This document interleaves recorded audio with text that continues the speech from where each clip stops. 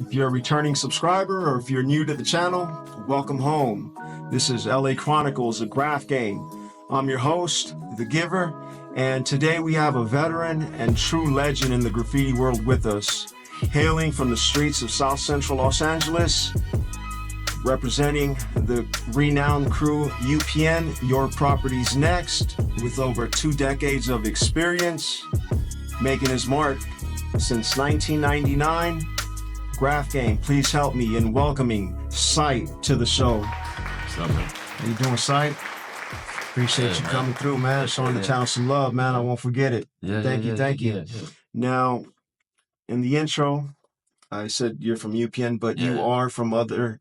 from other crews. Other crews? Yeah. You want to just kind of inform us? Yeah, the other ones? Acid Boys, shout out to Fresh and X&M and CMA, shout out to Castro, RTN, shout out to Create, Mark 7, RTH, shout out to Ender, Endo, Smear from TBU, RTDK, the Bus Killers, you know what I'm saying? And I think that's it, man. That's about 7 crews. Yeah. Yeah, and are they all pretty much still active? Because I know. Yeah. Okay. Everybody's active. Everybody's doing their thing. Yeah. Okay, cool, man. Do you find it a little difficult being from, various crews? I mean, like, I'm always gonna be UPN first because that's the crew I've been in the longest. Mm-hmm. All the different crews show me love, and we got different kind of relationships. Yeah. And different kind of chemistry. Yeah. Well, I definitely see UPN out in the streets, man, everywhere I go. So, yeah, you guys are definitely out there, man. Shout out to Ciroc and Reef and Suave and Smug and, all the Jism and all them killing it right now on the streets. Absolutely. And shit. Yeah, everybody that you named, I've seen multiple times. Yeah, so. Thrash too. Thrash has been doing his thing. Yeah. So let's jump right into this interview. Sight, could you tell us a little bit about, the city is big. Yeah. LA is big. Yeah. We know you're from South Central. Yeah. Could you give us like a point of reference, maybe like the nearest major intersection where you grew up? Well, I grew up, Normandy and Florence. That was the ground zero, the launching pad. And I grew up in my grandmother's house, and that's where I grew up at. Home of the LA Riots. Yeah. Just the, that's the spot. That's the, Yeah. You said Florence and Normandie. I immediately thought of basically the beginning, the origin point of the LA Riots. Yeah.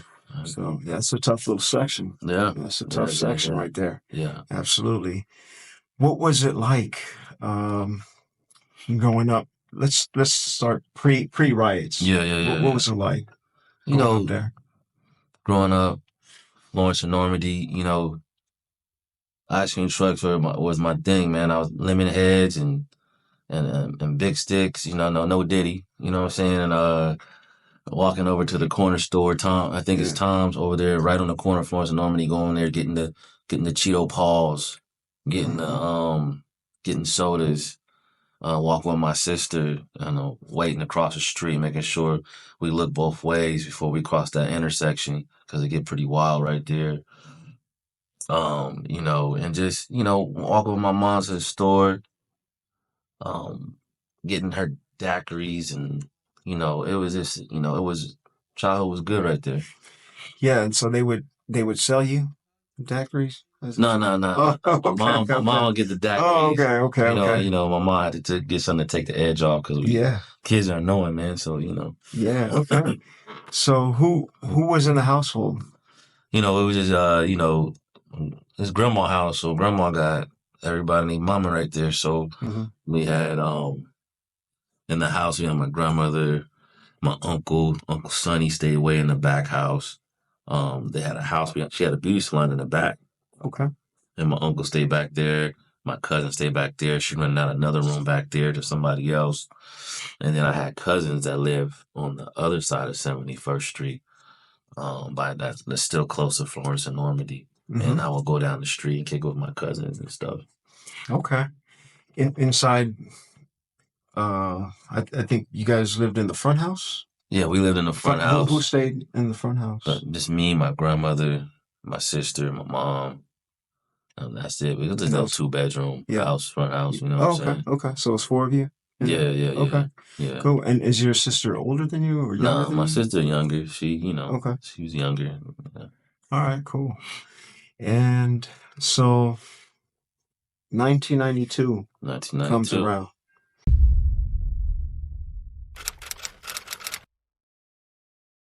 And I think you know where I'm going. Yeah.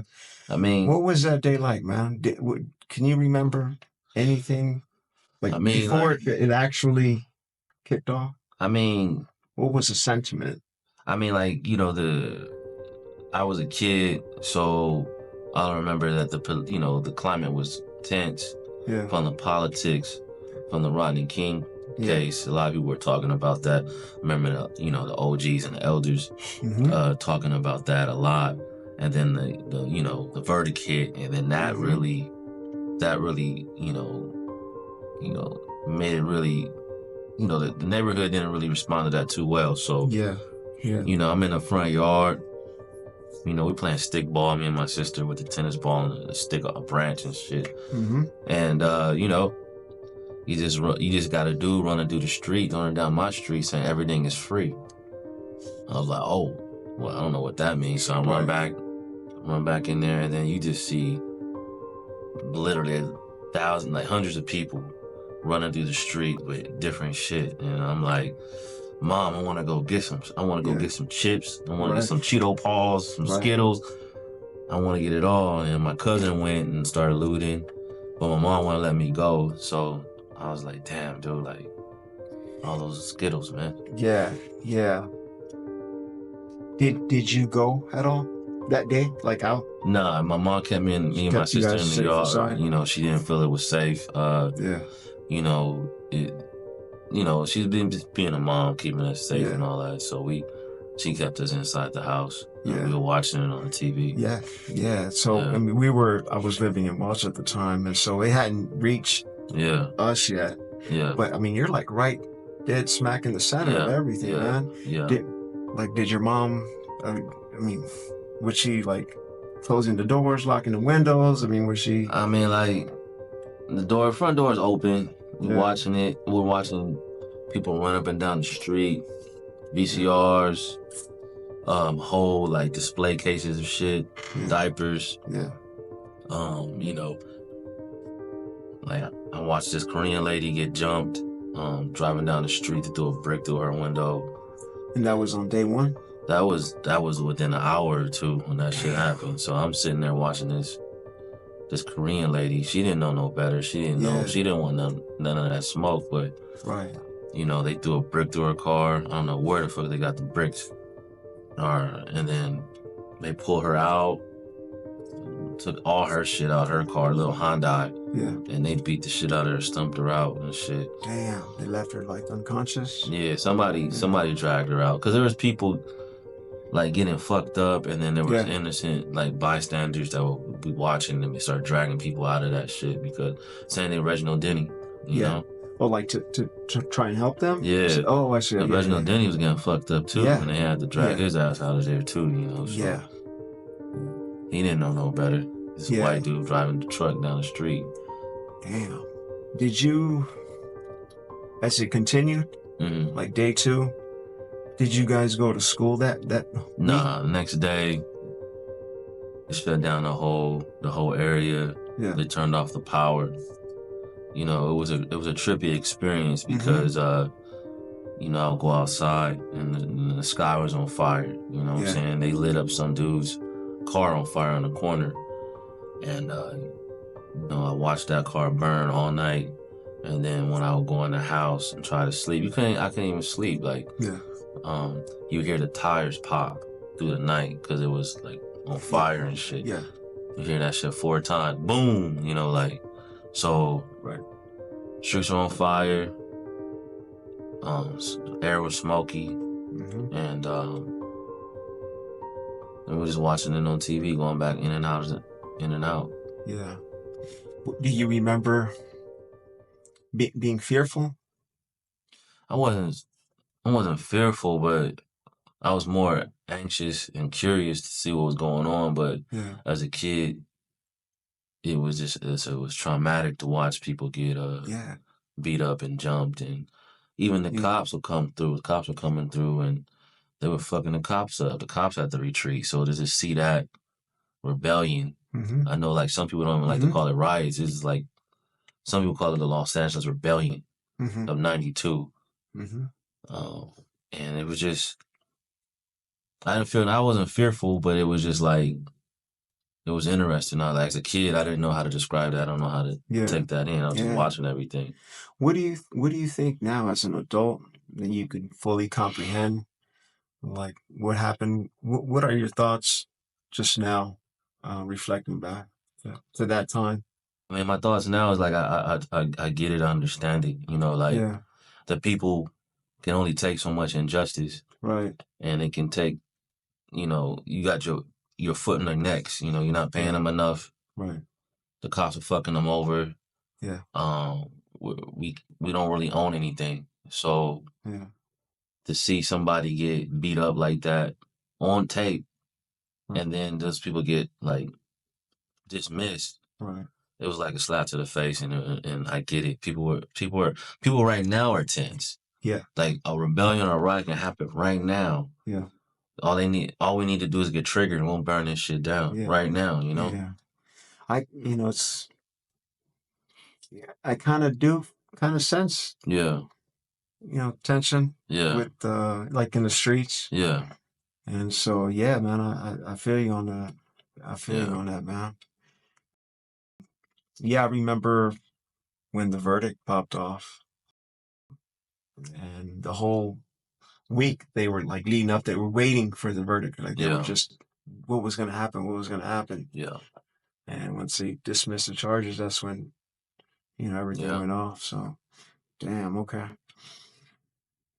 When does life return to normal I mean, for you guys? it took about a week for things to get back to normal.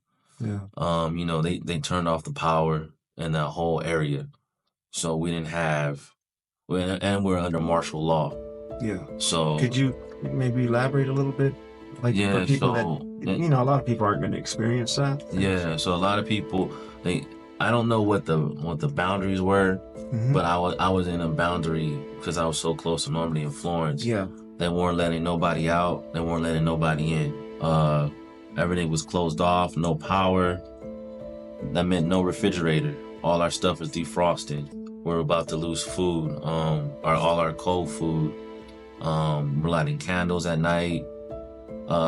We got army tanks going up and down the streets, enforcing the martial law. We had curfew. We couldn't be outside on the streets walking after dark. And it was a fucked up ass feeling because we're walking around the city, the streets, Mm-hmm. the neighborhood, and everything's still smoldering. Yeah. Stuff is still smoking. Everybody's trying to go to the fast food, the mom and pops in the area, and they're selling out of food. Yeah. We got one place, all they had left was bean and cheese burritos. So you guys couldn't even go to the grocery store? Nah, the grocery stores are burned down. Yeah, but like outside? Nah, they wouldn't let us get out. Wow. They kept us locked. Then we were on lockdown. Yeah. Um, Damn. and it was wild, man. Yeah. It was wild, and it was no TV. As a kid, I'm like, damn, no TV. No AC, no heat, No, right? I mean, because the power's off. no. Well, we didn't have no AC, Oh, okay, but okay. but it was just boring, man. Like, Yeah. you watching my parents and my grandmother and my mom stress out, like, Yeah. what we gonna do? And we're living on canned goods. Towards the end of it, we're on Mm-hmm. canned goods and dry goods. Yeah. So it was Damn. it was traumatic, man. Yeah. Something like it was a war zone right there. Yeah. I bet, bro. I can only imagine. I remember the television cameras, and the television news crews and the helicopters were flying over that area for days. Days. Yeah. Okay. After you said about a week or two, Yeah. when do you guys will start going back to school and I stuff? say like so about a week, like I say about after a week or like 4 or 5 days, Yeah. they turn the power back on. I remember everybody in the neighborhood like, yes, the power's back on. Mm-hmm. Street lights are blinking because they had shut off the power, so the street lights they're taking a while to come back on. Mm-hmm. They get dialed in. My grandmother's like, look, we gotta go to the store. We gotta go. And we couldn't go to the store in the hood. We had to go outside Yeah. the area because everything was burnt down in the area, like mom and pop shops, Yeah. liquor stores. Shit was burnt, man. The local grocery stores were burnt down and looted. So, and then, Damn. Okay. Now, you in a prior conversation, you told me that you guys end up getting evicted from that house that you lived in. yeah, so yeah, man, like, so like later on, I would say like, I got evicted. Well, my grandmother got sick. Mm-hmm. They put her in a convalescent home, and my mom was taking over the house. She was, struggling financially Yeah. and couldn't pay the mortgage. And my uncle came through and gave us the boot. So Okay. so he evicted us. He got the sheriffs and all that, evicted us out of that house, the Mm-hmm. house that we grew up in. Yeah. Yeah.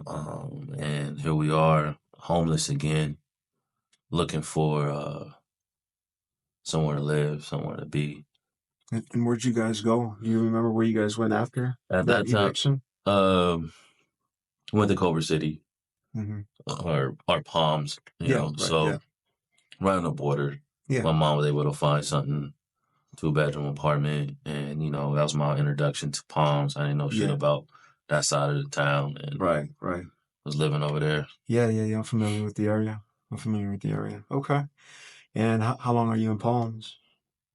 I think I was in Palms for probably like about a year, Mm-hmm. a little more than a year, because I was in school when he evicted us, so that was a big transition. And then my mom kicked me out right after graduation. She Yeah. gave me the boot.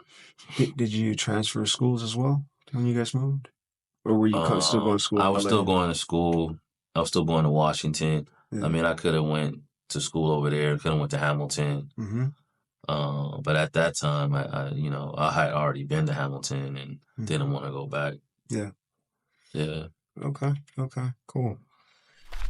Can you recall some of the early artists or crews that influenced you to start doing graffiti? I mean, I think the people, the artists that influenced me was of course GK, the Fox Mm-hmm. 11 News Special. Yeah. That dude got me that was interesting. Mm-hmm. And then Cope 2. Cope 2, we watched that Kings Destroy video like 20 times. So I just felt like if that dude can do throwies the Mm-hmm. same style over and over, Mm-hmm. then I want to be the West Coast Cope 2. Mm-hmm. So, and then last but not least was Search. Search was somebody I used to see his stickers all the time, and then I finally Yeah. met him, and this dude was like, he kind of took care of me, Mm-hmm. like he treated me like a brother, a little brother and shit. So those are the three artists that influenced me. But as far as crews, Mm-hmm. I would say, the first is probably MSK LTS, but like the crews that really inspired me and really Mm-hmm. kept me going are the crews in South Central. So that's gonna be SAP, um, SAP. SAP, Okay. EKs, the NCs, Okay. the KHs. Mm-hmm. You got the CDPs, you got the TCKs, the IWUs, the UPNs, WBLs, W2Ks, MKAs. These are South Central crews Yeah. really inspired me and gave me a good perspective. Yeah. Okay. At what age did you start actually writing? I started writing late as fuck, like late, man, like 18 years old. I picked it up, Yeah. so and that was unheard of. Like people were just like niggas, people start writing in 12 and 13, and Yeah. I just picked it up at 18. But however, today's times people are picking it up at 33, Yeah. Yes. 49, Yeah. 56, 33. So Yeah. I to, was just gonna say that. till we Yeah. stay home, man. Yeah. Yeah. Did you ever, when you were young, did you ever uh, think of an age where you'd be like done with graffiti? Did you be like maybe at 30 or 40 or something like that? I'll be done. Yeah, I mean, I didn't think like before prison, Yeah. I was like, I would only go so far, get, because I was like, as I was going into 2006, I was more focused on getting my mom a house, Yeah. getting some whips, Hmm. and moving away, Yeah. traveling the world. Okay. And you did do a little bit of that, right? You have traveled to different countries. Now I have, yeah. Now Yeah. after prison, I made a bucket list, and I'm still living that bucket list, Yeah. traveling the world, international, and living it up for the people that can't travel, and for the all the people I met in prison and are lifers Yeah. that will never get to see freedom ever again. Yeah. That's tough, man. Um, can you share with us how you came up with your name Sight and if you had any other names prior to Sight? Uh, you know, Shit, man, I wish I can be like some OGs that had the same name forever, but I Yeah. think the first name was Nasty. No. What was it? Blah? Mm-hmm. Yeah. It was Blah, then Nasty, and then there was another name. I think Sync, Okay. like SINC or some shit like that. Yeah. And then I finally came up with Sight, Mm-hmm. because that meant a lot to me. How much time did you spend writing each name? Did you lose a Uh, lot of time, like writing each name? like I probably in the beginning stages, probably wrote. It for a couple months. Okay. I mean, there was a time where I was writing Sight, then I stopped writing Sight and was writing another name for like 3 months, Yeah. Okay. and then writing Sight again. So Okay. like another name was Enoch. I was writing Enoch. Mm-hmm. But yeah, like not long, man. Yeah. Like just wrote those Okay. names for a few months, filling it out, Yeah. and getting it, learning the game. Okay. And so you finally settle on Sight. Yep. And did you like just like the letter combination or what's the story of how you came up with Sight or settled on Sight? Well, Sight was just like, I used to talk to a lot of people, and people were like, you have a lot of insight. And then Mm-hmm. I was like, cool. And then I built on that from having insight to development into a mind sight. So I like that. I felt it fit with me. Mm-hmm. And then I was fucking around with the numerology and shit, Mm-hmm. and added up the letters and all that shit, and it created this number that resonates with me and shit like that. Oh, okay. So I was like, I gotta run with this. Yeah. Yeah. Okay. Dope, man. Dope. And what year was that you settled on Sight? I was like probably if 99, end of 99. Okay. In the 99. And Yeah. 99? Okay, Yeah. cool. Cool.